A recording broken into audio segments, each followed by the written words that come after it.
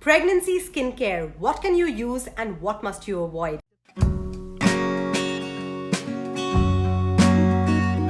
Hello, I'm Nipun and welcome to Skincare Simplified. Today I'm going to be doing a full-length video on pregnancy skincare because there seems to be a lot of confusion on ingredients that you can use and ingredients that you should avoid. I will also be giving you skincare routines for some of the common problems during pregnancy such as acne and hyperpigmentation. So let's get started.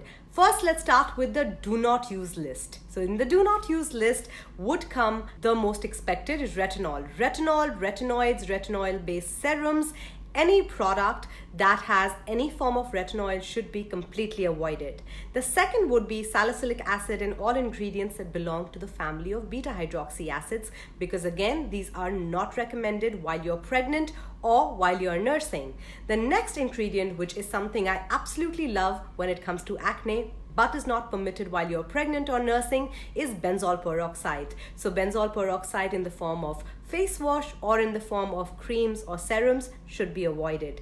The next one, which is very commonly used for melasma, which is hydroquine, is again an ingredient that should be completely avoided while you are pregnant or nursing. It is also a good idea to look at the ingredients of any of the brightening creams. If it does contain hydroquine, you should completely opt out and not use them.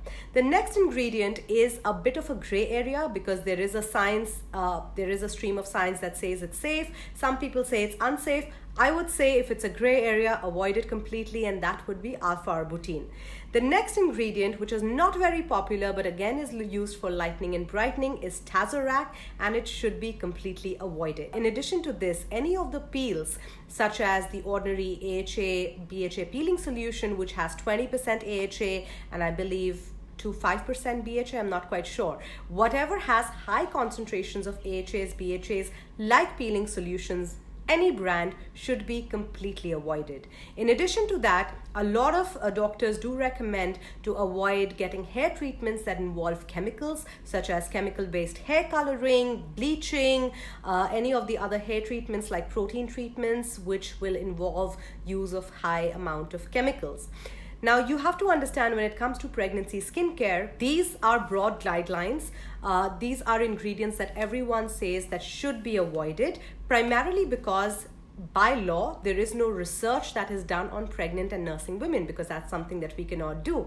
Having said that, these are broad guidelines. Some of them are gray areas, but what I recommend, if something, if you're ever in doubt, just leave it out. So this would be the complete list of products that you should avoid while you're pregnant. Now, what is it that you can use while you're pregnant and nursing? There is a lot. So hyaluronic acid, niacinamide, vitamin C, these are all very safe ingredients for you and your baby. In addition to that, you can definitely use in low concentrations direct acids like lactic acid, mandelic acid or glycolic acid, but in low concentrations. And when I say low concentration, it would be 5% or lower. You can find it in serums, you can find it in toners. So that is something that you can use on a weekly or a fortnightly basis.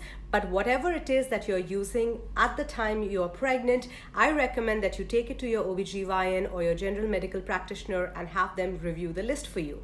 So these are the ingredients that are permitted. In addition to this, you can definitely use tranexamic acid, which is an amazing lightening and brightening ingredient. And if you're suffering from dark spots, hyperpigmentation, melasma, this would be safe. Another fantastic ingredient while you're pregnant or nursing would be azelaic acid suspension. So if you are in the GCC countries like UAE, KSA, or any of the other countries, you can find skin or in cream that's 20% azelaic acid. If you're watching me from India, USA, United Kingdom, you can definitely opt in for the 10% azelaic acid suspension by The Ordinary. Now, in addition to this, from anti-aging perspective, ceramides, peptides are all completely safe for you.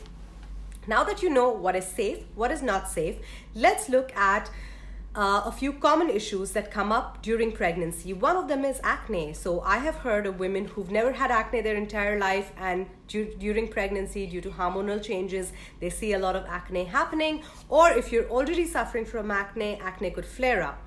In this kind of a situation, your best friend would be azelaic acid suspension, because azelaic acid has a multitude of benefits. It treats acne, it takes care of dark spots, hyperpigmentation. It is also great for melasma. So this is a product you can start by incorporating a few times a week in your skincare routine at the night time, and then you can gradually build it up to using morning and evening, because this product can be a bit drying and sensitizing. So always remember, the key is to use a very little amount, a pea-size amount, dot it all over your face, smooth it over, and then go in with a very hydrating cream.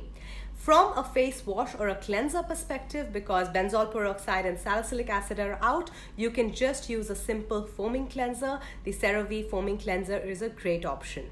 Now let's say you're suffering from hyperpigmentation, melasma, or something like that. In that case, you can definitely in your AM skincare routine use vitamin C serum, and you can use azelaic acid, and in your PM skincare routine you can use tranexamic acid, because these are pregnancy safe options.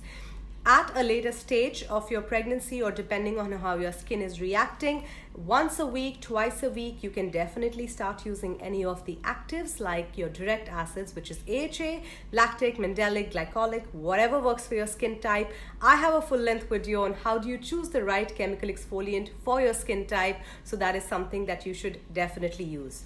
In addition to this, let me break a myth.